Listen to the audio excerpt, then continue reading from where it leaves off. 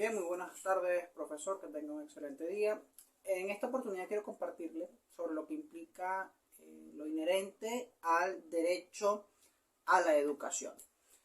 En primer lugar, pues hablando del concepto de lo que es el derecho a la educación, esta se concibe pues como el derecho del acceso a la educación, como esa palanca de cambio que a todo ser humano le permite el desarrollo personal, el desarrollo de sus habilidades, el desarrollo de todas aquellas capacidades que a través de lo académico puedan ser explotadas para que pues todo ser humano pueda tener alguna profesión y en líneas generales pues toda la sociedad pueda pues ser más formada en lo profesional, en lo técnico, para que se pueda alcanzar el mayor nivel de desarrollo. Ese es como tal el derecho a la educación, el derecho aquel que nos permite crecer. Ahora, ese crecimiento no existe o no ha existido pues de la noche a la mañana. La realidad es que el derecho a la educación tiene una evolución histórica que pues proviene de la propia Grecia, de Roma. Cuando hablamos del origen histórico de la educación, nos referimos al siglo XVI, porque a través de los monasterios y de las catedrales, la Iglesia se encargó de comenzar un proceso de formación institucional de las personas. Ahora, esto estaba muy limitado y estaba muy condicionado también a los estudios de la religión. Por ello, entre tantas cosas, luego de la reforma y la contrarreforma, pues se va a dar una evolución mucho mayor de lo que es la escuela, ¿no? Como una institución, la universidad también como una institución. Pero será la Ilustración lo que nos permita, la Revolución Francesa, lo que nos permita el poder vislumbrar lo que ha sido el crecimiento de la educación como un derecho. Y ustedes podrán preguntarse, o en este caso usted, profesor, podrá preguntarse el por qué. El por qué, pues existe, dado a que como en Francia la iglesia fue hecha a un lado luego de la revolución, pues quien asumió toda la función escolar, educativa en Francia que le correspondía a la iglesia, pues fue el Estado. Por ello, la Constitución francesa de 1791, la voy a citar, contemplaba que en Francia se necesitaba o se imponía, ¿no?, una instrucción pública común para todos y gratuita en lo indispensable. Es decir, no solamente la contemplaba como algo para las altas élites, sino también para que cualquiera que pudiese estudiase. ¿Y qué es lo que tenía que tener? Pues básicamente lo más elemental, pero tenía la gratuidad en la educación elemental, es decir, en la educación que es indispensable para al menos ser un ser humano que tenga las suficientes capacidades para, por supuesto, lo que es la suma, la resta, etc. Ahora, esto, ¿cómo llega a Venezuela? En Venezuela, por supuesto, también teníamos una cultura donde la educación la manejaba la iglesia. Y fue luego de la independencia cuando, por supuesto, valieron demasiado las ideas educativas del Libertador, cuando en 1821, no éramos Venezuela, éramos la República de Colombia, la grande, pues se impulsa una ley con la cual, la tengo que mencionar completamente, una ley con la cual se imponían escuelas de primeras letras. Y estas escuelas de primeras letras eran para todos los pueblos que tuviesen más de 100 habitantes. Es decir, se estaba buscando también la masificación de la educación en aquella República de Colombia. Insisto, República de Colombia, la grande. Pero era muy complejo en estos tiempos de muchas dificultades políticas en Colombia para poder hacerse eso realidad. Luego de la cosiata y la independencia venezolana de la República de Colombia, la separación de Colombia, digamos que esto cayó en un letargo, ¿no? Y no es sino hasta 1870 cuando el llamado ilustro americano, el presidente Antonio Guzmán Blanco, pues busca impulsar lo que fue el decreto de instrucción pública de 1870. Y este decreto de instrucción pública de 1870, pues fue algo que generó mucha resistencia en los sectores conservadores de Venezuela. Pero la realidad es que en lo elemental contemplaba la educación gratuita para todos los venezolanos. Ahora, esta educación gratuita estaba también acompañada por el hecho de que se necesitaban escuelas y el Estado dio los aportes para ellas. Pero no fue lo suficiente y además, pues los esfuerzos del Estado también fueron muy mínimos frente a lo que realmente necesitaba el país, que como bien sabemos era un país sumamente vasto y que bueno, lamentablemente pues este decreto digamos que en líneas generales ha sido tomado mucho como referencia histórica, pero referencia de logros en educación no lo fue. Ahora, podemos también nosotros observar cómo no es sino hasta los años posteriores a la muerte de Juan Vicente Gómez cuando la educación comienza a tener un auge paulatino, pero no estaba normada.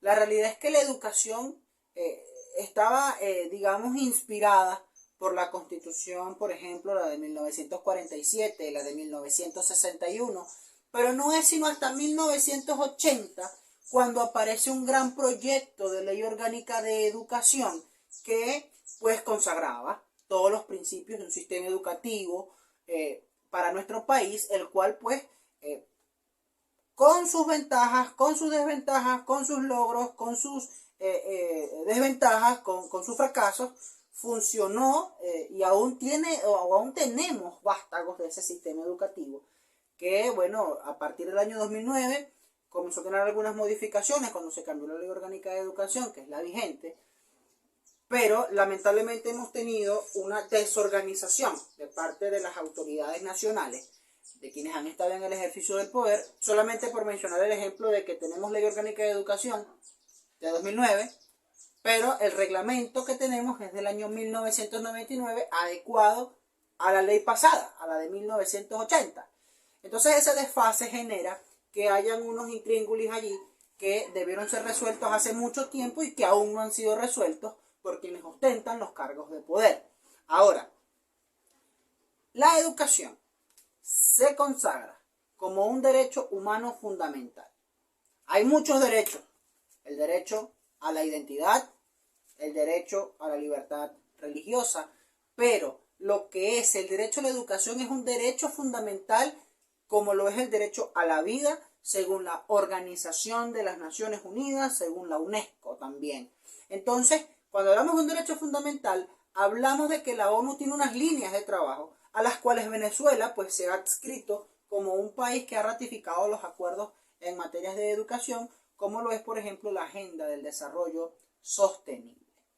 En este caso particular, pues, todo el ordenamiento jurídico y los esfuerzos de Venezuela en materia de educación, pues deberían estar orientados a cumplir, a desarrollar esa agenda del desarrollo sostenible y, por supuesto, todo nuestro articulado de ley tendría que estar direccionado hacia allá.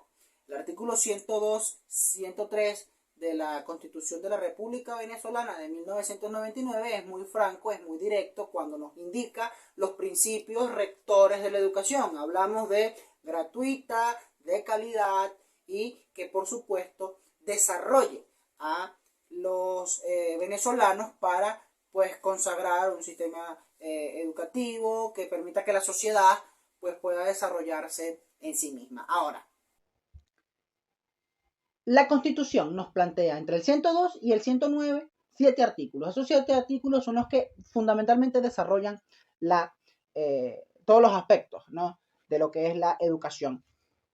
Pero no es únicamente la Constitución, hablaba también de lo que es la Ley Orgánica de Educación del año 2009, hablo también de lo que es la ley del ejercicio de la profesión docente, hablo de los reglamentos de estas leyes. Y como mencioné, el reglamento de la ley más importante en educación pues está desfasado, lo cual genera, por supuesto, algunas lagunas y algunos problemas en lo que es el sistema educativo venezolano, sobre todo cuando está además inmerso en un proceso de transformación curricular, el cual no ha llegado a su término por el hecho de que no ha sido todavía normado. Y aún existen ciertas resoluciones por parte del Ministerio de Educación y hasta ahí documentos PDF, pero no hay una normativa, no se ha llevado tampoco a discusión en el seno de la Asamblea Nacional, ni siquiera sabemos qué es lo que piensa hacer el Ministerio de Educación, si consideran que ha sido exitoso o no ha sido exitoso el proceso de transformación curricular, puesto que no se ha normado. Entonces seguimos en una incertidumbre en lo que es el derecho a la educación en Venezuela, puesto que quienes están en el ejercicio del poder no se han puesto de acuerdo en aprobar o rechazar lo que ellos mismos han hecho. Como ejemplos a lo que es el derecho a la educación, quiero traer la realidad que vivo como un docente de un colegio privado. Voy a mencionar dos casos que están relacionados. No voy a hacer alusión al nombre de ninguna institución, simplemente voy a decir con literales. Colegio A, Colegio B. En el caso del Colegio A, una institución que cobra X monto de matrícula. X monto de matrícula, si no es cancelado por el representante, pues el estudiante no podrá gozar del acceso a la institución. El estudiante, al no poder acceder a la institución, pues no podrá entrar a las clases, no podrá ser evaluado y por ende tampoco podrá tener sus calificaciones, puesto que el representante se encuentra en mora. Ahora, el caso B. En el caso B, tenemos una institución que cobra X monto, también privada, y el estudiante ingresa a las clases, puede ser evaluado, pero no recibirá las calificaciones hasta que el representante legal cancele los montos que pues fueron firmados en un contrato. Es un caso interesante, o son dos casos interesantes estos, para deducir quién es el responsable de la vulneración al derecho de la educación de un joven. Porque se está violentando el derecho a la educación, pero vale preguntarse quién lo hace. ¿Lo hace la institución o lo hace el representante legal? Ahora, ya es cosa de la institución el tema de la solidaridad, el tema del entendimiento con los representantes, sí, pues hay algunas flexibilizaciones con los pagos. Pero el hecho es que si está un contrato y el contrato es firmado por ambas partes contraen una responsabilidad. La responsabilidad de una institución, pues, es el asumir lo que es la educación de calidad en condiciones óptimas, que no está de más decirlo, cuando esto a veces se vulnera mucho. Pero además, que es una institución que tiene que pagar salarios a ambientalistas, a directivos, a administrativos y también, por supuesto, al personal docente. Entonces, es válido el hecho de que cuando la educación la asume un privado, hay costos que los padres asumen al firmar el contrato, cosa que no sucede en la educación pública, puesto que quien asume los gastos es el Estado venezolano en este caso, cuando en el artículo 102 de la Constitución Nacional está consagrado el hecho de que la educación pública es gratuita hasta el pregrado universitario. Cuando hablamos del pregrado universitario, pues hablamos de todo el subsistema, hablamos de preescolar o de inicial, hablamos de la primaria, hablamos de media general o media técnica, sea cual sea el subsistema en el cual el joven se encuentre, y también los estudios universitarios de pregrado. Ya cuando hablamos de posgrado, maestrías, doctorados, postdoctorados, eso sí genera un costo. Y se entiende que genera un costo porque un profesional debe o debería poder acarrear con los gastos de esta educación, que es ya mucho más allá de un estudio básico o un estudio de pregrado, porque estamos hablando de superación. ¿Ok? Entonces, en este caso, podemos preguntarnos, ¿el estudiante es el afectado? Sí. Pero ¿quién vulnera el derecho a la educación del estudiante? ¿Lo vulnera el representante que no está cancelando o lo vulnera la institución que está suspendiendo de una u otra manera el acceso del estudiante a la educación? Esto genera incontables problemas en la educación privada venezolana en los tiempos actuales. Y es interesante el poder conversar al respecto, porque la realidad es que es un tema de mucha, digamos de esta manera, relevancia, porque la realidad es que Hoy en día la educación pública está muy caída, está muy detrimentada y los padres pues consideran que la educación privada puede brindarle educación real a sus hijos. La cuestión es la siguiente. Si un representante no tiene el dinero para pagarle a una institución privada, lo que le va a decir cualquier funcionario del Ministerio de Educación, de la zona educativa, es el hecho de que va a tener que pagar o simplemente llevarse al estudiante a una institución de carácter público.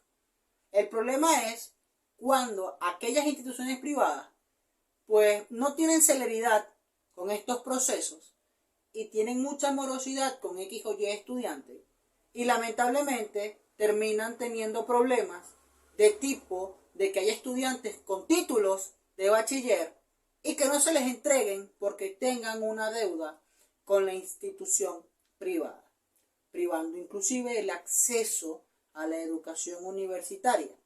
Pero nuevamente vale preguntarse, ¿quién es el responsable en este caso? ¿Es el colegio? ¿Es la institución privada? ¿O lo es el representante?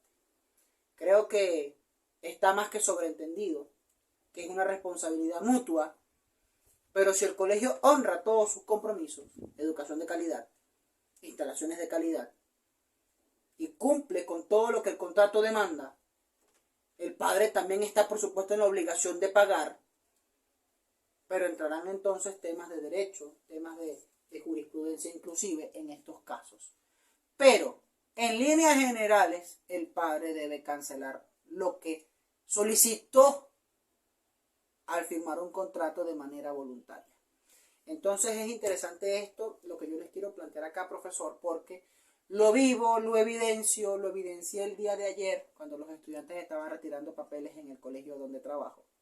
Y es engorroso ver cómo hay estudiantes que a lo mejor perderán el acceso a la universidad porque no tendrán los papeles para el mes de septiembre, cuando empiecen las inscripciones en las universidades. Así que es momento de entender que los padres tienen responsabilidades que asumir y que éstas deben ser cubiertas. Y que todos, en líneas generales, cuando firmamos un contrato, asumimos responsabilidades que debemos, pues, cumplirlas. Muchísimas gracias, profesor. Me disculpa lo extenso. Creo que intenté ser lo más explícito posible. Y bueno, mis saludos, mis respetos.